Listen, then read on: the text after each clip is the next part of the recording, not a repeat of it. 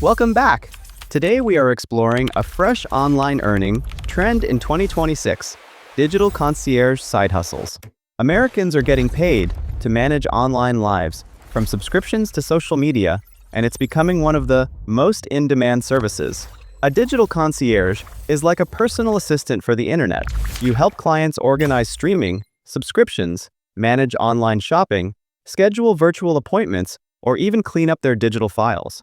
Busy professionals pay for convenience, and you provide it. There are three main earning paths. 1. Subscription management, tracking and canceling unused services. 2.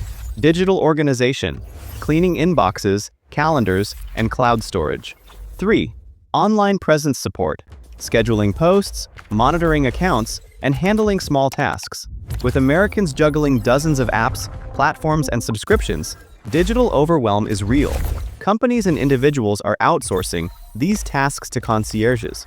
It's a niche that did not exist a decade ago but is booming now. Want to launch your own digital concierge side hustle? Start with simple services like subscription tracking. Offer packages on platforms like Fiverr or TaskRabbit. Build trust by being reliable and discreet.